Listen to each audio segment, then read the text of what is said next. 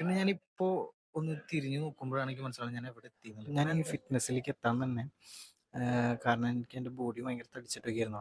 So അതിൽ നിന്ന് ഞാൻ തടി കുറച്ചിട്ടാണ് ഞാൻ ഇതിലേക്ക് എത്തിയത്. പിന്നെ ഫിറ്റ്നസ്സിനെ ഇഷ്ടപ്പെടാനും കാരണം പിന്നെ ഒരു പേഴ്സണൽ ട്രെയിനർ ആവാൻ. പക്ഷെ ഇപ്പോൾ എൻ്റെ ശരീരം കണ്ടിട്ട് ഞാൻ തന്നെ അതിശയിച്ചു വിട്ടു പോവാണ്.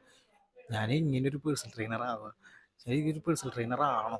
കാരണം എൻ്റെ ശരീരം കണ്ടിട്ട് എനിക്ക് തോന്നുന്നു അത്രയും തടിച്ച്, എന്താ പറയുക, ആകെ എൻ്റെ കയ്യിൽ നിന്ന് പോയ പോലെ. സത്യം പറഞ്ഞാൽ എനിക്കൊരു കോൺഫിഡൻറ്റ് ഇല്ലാണ്ടായിരുന്നു. കാരണം ആകെ എല്ലാം കൈവിട്ട് പോയ പോലത്തെ ഒരു അവസ്ഥ. ഞാൻ ആകെ ഒരു ഡിപ്രഷൻ എന്നുള്ള സംഭവത്തിൽ രീതി. കാരണം ചുറ്റുള്ളതൊക്കെ കയ്യിൽ നിന്ന് പോകുന്ന പോലെ നമ്മൾ, എന്താ പറയുക, ഇപ്പോൾ ഓരോ സൈഡിൽ നിന്ന് നമുക്ക് ഓരോരുത്തർ അടികളൊക്കെ കിട്ടുമല്ലോ. അപ്പം അതൊക്കെ കിട്ടുമ്പോഴാണ് നമ്മൾ അതിനെക്കുറിച്ച് ആലോചിക്കുന്നത്, അയ്യോ ഇതെങ്ങനെ സംഭവം എന്നുള്ളത്.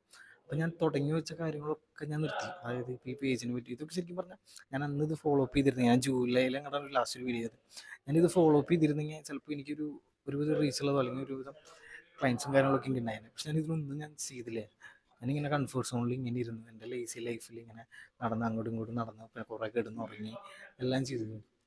പക്ഷെ ഇപ്പം അതിൽ ഞാൻ ഭയങ്കര റിഗ്രറ്റ് ചെയ്യാണ്. സത്യം പറഞ്ഞാൽ ഭയങ്കര റിഗ്രറ്റ് ചെയ്യാണ്.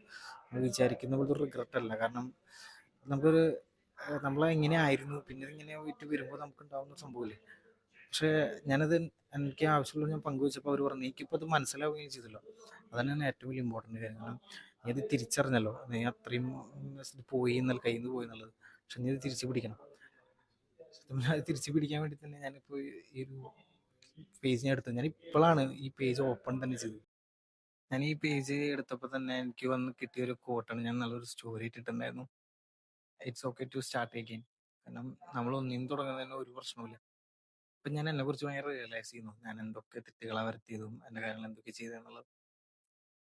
അത് ഞാൻ മനസ്സിലാക്കി ഞാൻ ഇനി മുന്നോട്ട് കിടക്കാൻ പോവുകയാണ്. ഇതുവരെ എൻ്റെ അക്കൗണ്ട് ഫോളോ ചെയ്ത എല്ലാവർക്കും ഞാൻ താങ്ക്സ് പറയാണ്.